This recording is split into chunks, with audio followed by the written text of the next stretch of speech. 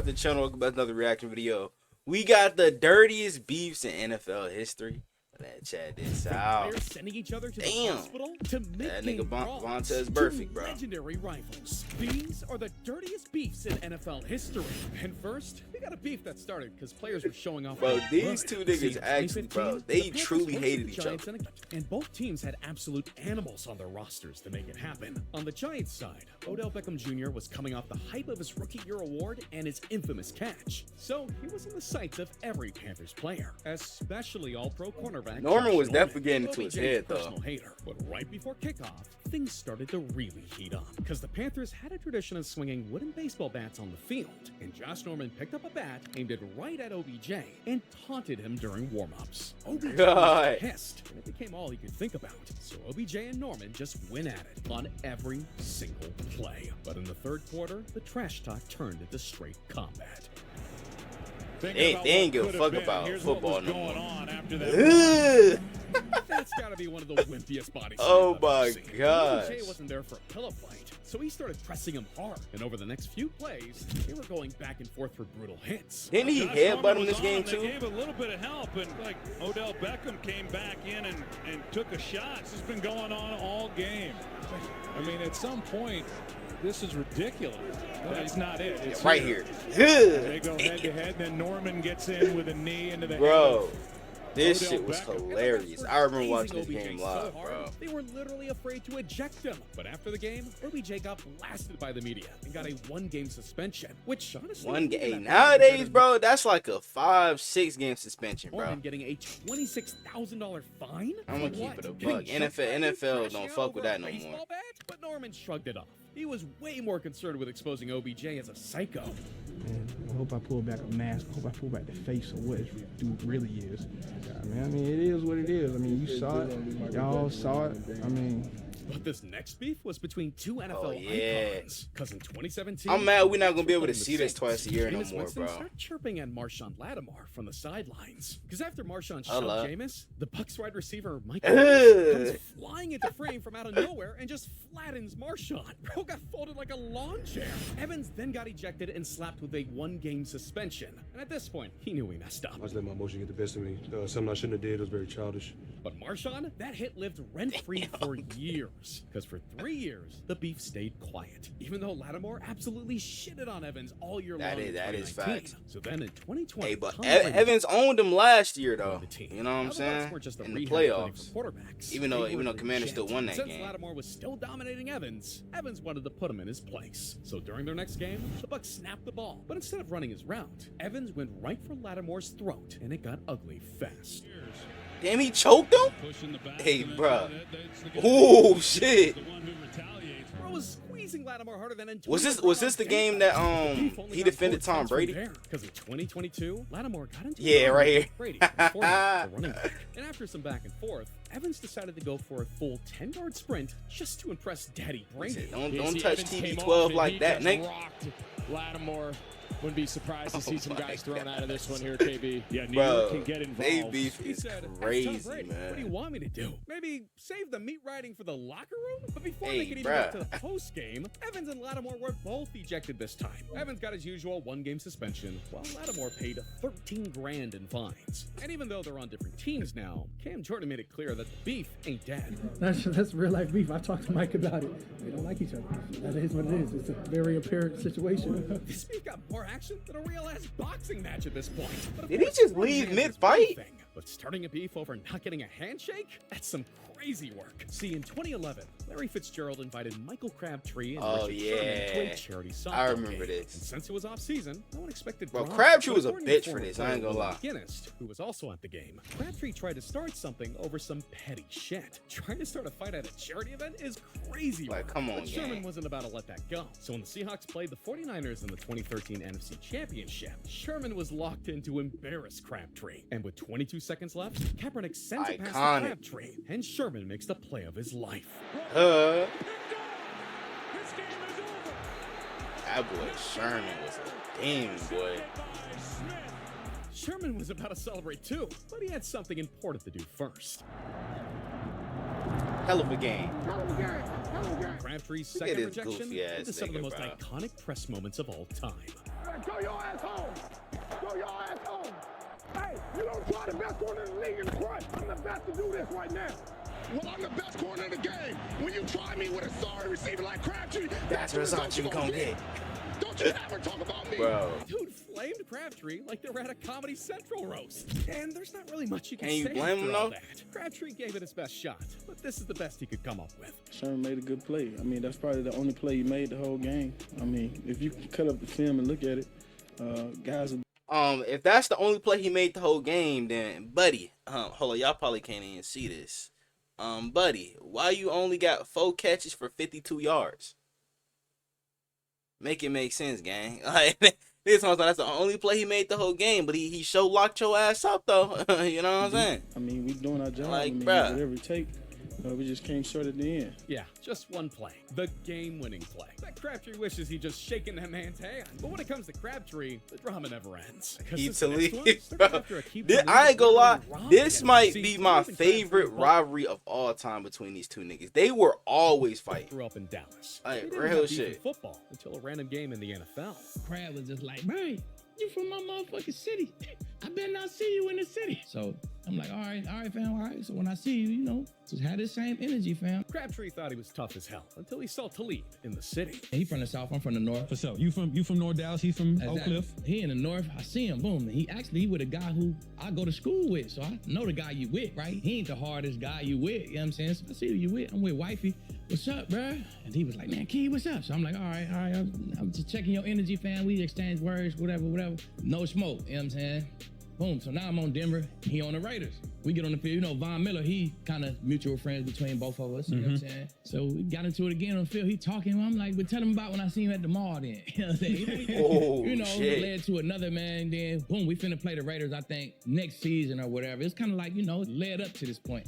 With no crowd or cameras there, Crabtree folded under zero pressure. Talib caught him lacking, but that really set the tone, and they both knew that the next time they shared the field, it was on site. And that's when the chain came into play. That It is wasn't even crazy, Talib's idea, it was bro. his coach. Our coaches on the Broncos, they think it's fashion shows. They running out with chains. If I was playing, I'd snatch that shit. So I'm like, hold on, coach.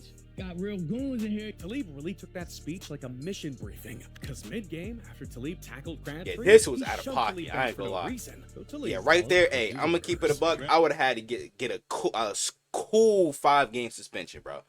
Snatching my chain mid-game? Oh no, we were gonna have to scrap. I'm sorry. I'm sorry. That's how you know Crabtree was bitch made. He told him something. You snatched my chain? Nigga, if you don't go rock his shit, like, bro, what the fuck are you doing? Crabtree wasn't as happy. So you snatching chains on the field, like what you accomplish? You hard? You tough? That make you tough?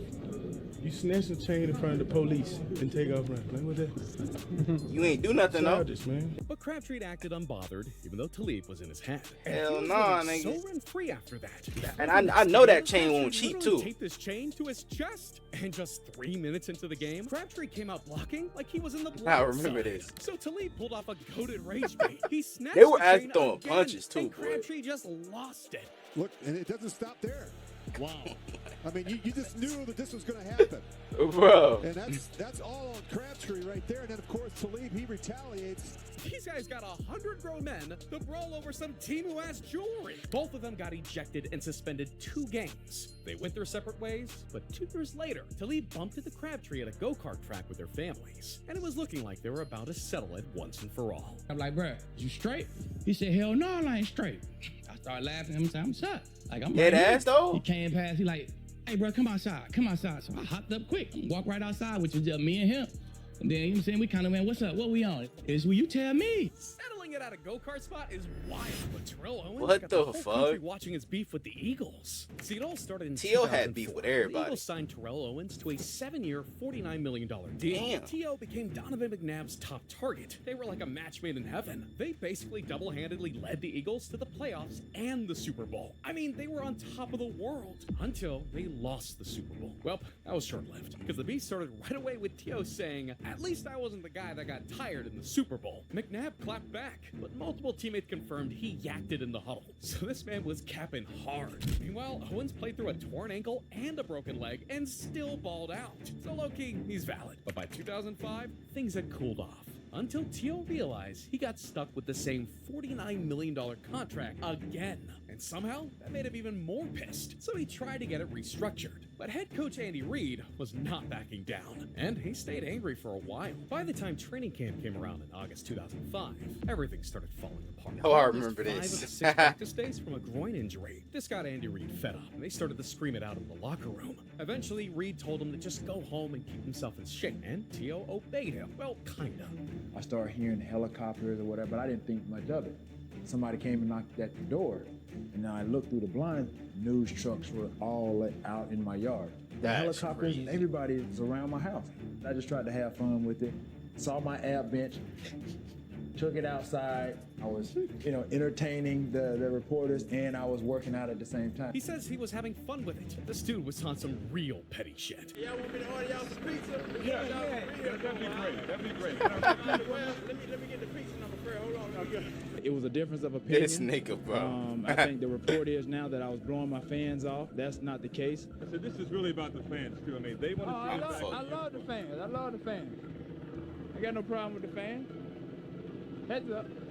They don't pay me to go in there and talk to everybody and be That friendly with Gatorade everybody. look good as I shit. go in I there, ain't they gonna lie. paid me to play, and they paid me to perform. I don't get mad at nobody.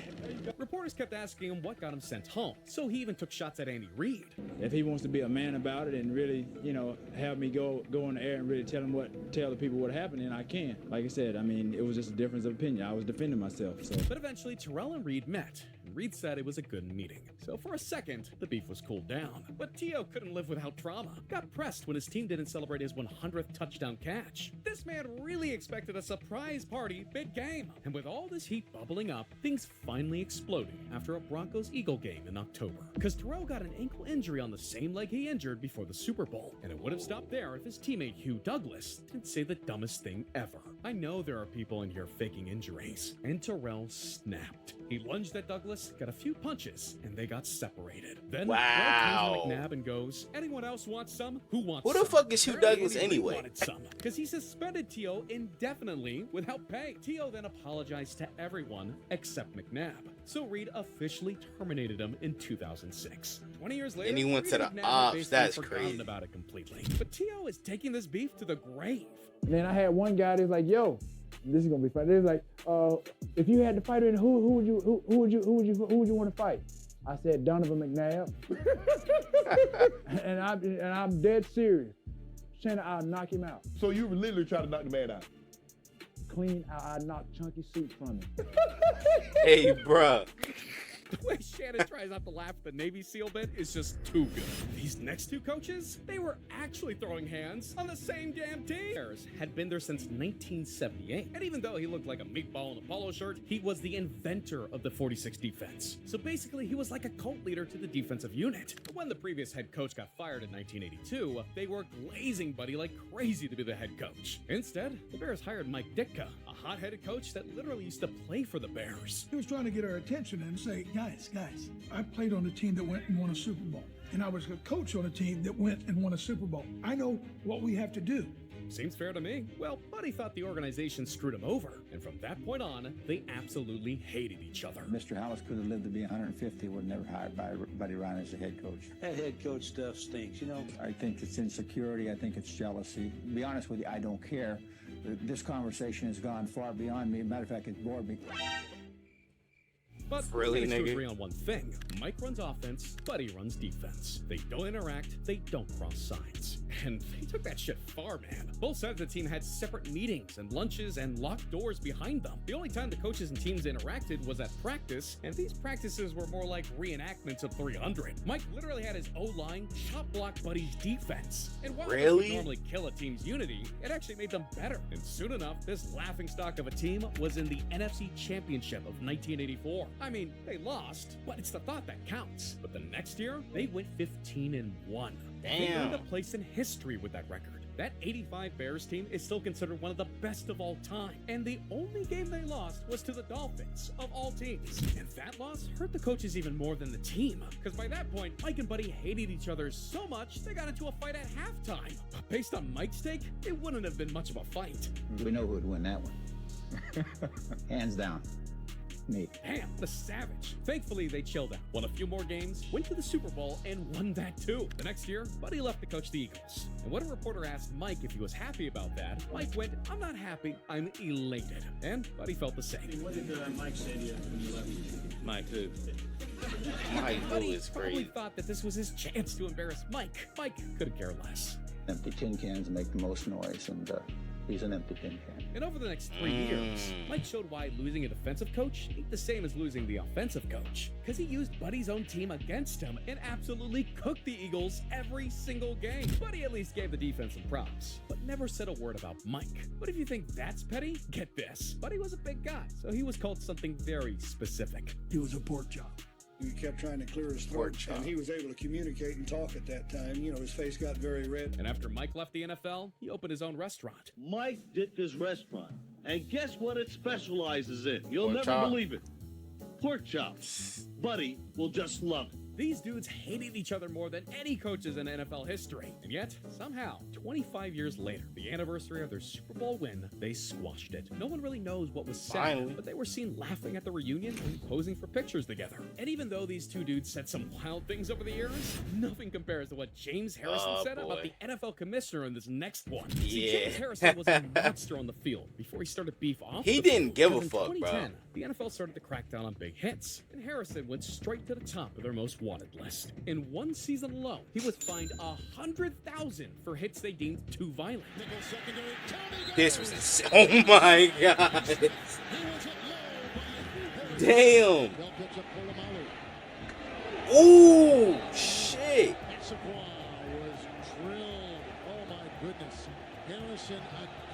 Nah, show the one against Colt McCoy. $75,000 alone. Hey, Colt And McCoy NFL hit Commissioner Roger Goodell sent out nasty. a memo that week about fines for hard hits after he had already fined Harrison. That seemed a little targeted, but $100,000 was enough for Goodell. So that same week, he was caught selling photos of Harrison's $75K hit. That pushed Harrison over the edge. So he took an interview with Men's Journal and used it to absolutely torch Goodell. He called him a crook and a puppet who said Harrison was the dirtiest player in the league. Then he said, and followed it up with, but Harrison still wasn't sure people got the message, so he made it unbelievably clear. And Goodell couldn't even clap back. The interview dropped in the offseason, so the NFL didn't have That any nigga press a events for uni, Goodell bro. to speak at. Luckily, by the time the 2011 season came up, Harrison had chilled out and thought Goodell had forgotten about everything. The truth was, he had not. And when Harrison did this to Colt McCoy, And now he throws at the last second. That was And insane. contributed as he got planted.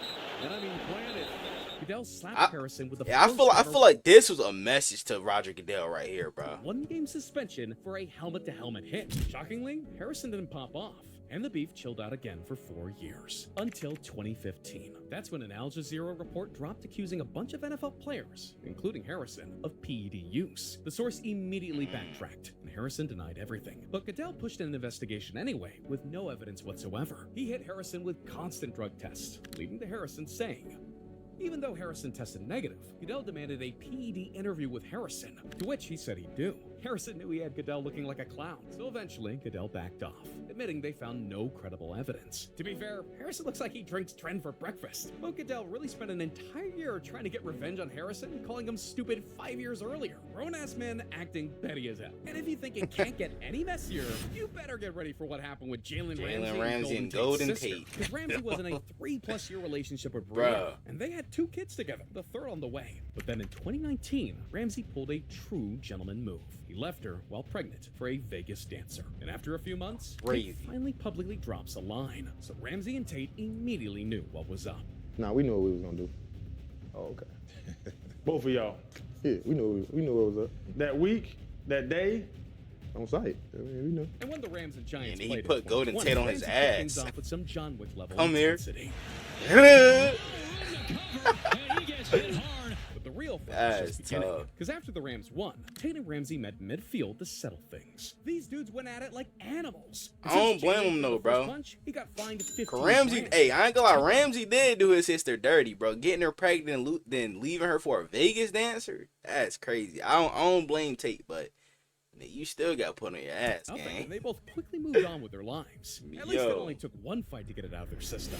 Vontaze Burfict was in a career-long war. Fuck this nigga. He had beef with the whole team. And when Cincinnati drafted him in 2012, they had no idea. I completely despise this nigga right here, bro. Dirty ass player. Loves to see someone get absolutely rocked on the field. It brings you back to the good old days when no one cared about the players. But Vontaze wasn't just hitting hard; he was hitting to kill. And in 2013, he quickly became known as the dirtiest player in the NFL. Because Pro was catching fines like A.J. Brown catches touchdowns. First for $31,000. Rodgers fires. Damn. Then for $21,000. 21. Stephen Hill. That was so uncalled for. $25,000 and $69,000. And then the one to He AB. made James Harrison looked like a saint, but some of his hits were targeted because he hated the Steelers, saying, and man, did they hate him. Because starting with that last hit on Ben Roethlisberger, he knocked out the Steelers' 3 biggest stars in a single year. He destroyed Le'Veon Bell's knees. Ooh! Oh my gosh! But he brought the real heat to the 2016 AFC wildcard game. Cincinnati had a 16-15 lead with 1:30 left, and Burfict had been trying to make dirty plays all game. But when the clock got down to 22 seconds, Antonio Brown went for a pass, and AB ain't been the same ever since. Bitch ass nigga. I'm so glad Juju got get back the next year, bro. He literally knocked Antonio Brown into next week because Brown was out cold. And while Brown was being carted off, Burfict looks straight at Juju Smith-Schuster and goes, "You're next." Yeah, alright. Vontaze was suspended for 3 games and had to forfeit $500,000 of his salary. But the stage was set. The next time Vontaze had the chance, he was targeting Juju. And in 2017, they finally met again. Come here. Bitch ass nigga. Back block, and that's going to be a fine, and that's going to be... That's when Juju earned my respect. Fatality. And he got the Real stand over spill. Vontaze, just flexing and taunting him for Yeah. revenge. His Goofy ass behavior blew him a nigga. flag and Put a your ass one-game down. suspension. But at least Vontaze was finally forced out of the game. Antonio Brown even took some time in the locker room just to hype up Juju. I like that. Yeah. And after all of that, you'd think Vontaze would learn his lesson. Nah, he got right back to being dirty and racked up another $200,000 in fines over the next 4 years. But by 2019, the NFL had enough, especially after that hit on Jack Doyle. The NFL suspended him for the rest of the season without pay, and now no one wants to touch him. He technically hasn't retired, but he's been a free agent for over 6 he's years. retired. So he's pretty much cooked. And even though Don't he's nobody want gave this fans goofy. one of the greatest modern NFL beefs, it came at the cost of missing 22 games, $411,000 in fines, and losing over $5 million of his career earnings. All because he randomly decided to hate the Steelers. As he so eloquently puts it, That's crazy, bro. Hey, man, shit. I want to know what you guys think down in the comments below. Y'all let me know what other NFL videos I'm going to react to. Without further ado, I'm out. I'm chosen. I'ma make them feel me. Make them people when they show me. And if you don't know me, I'ma make sure that you know me. I hate to say it, but I really think I'm broke. But I know I'm chosen. I really know I'm chosen. I know I'm chosen. I was just lost a year ago, but now I'm focused. When good at sports, this microphone can be my trophy. Not taking drugs, I found a better way of coping.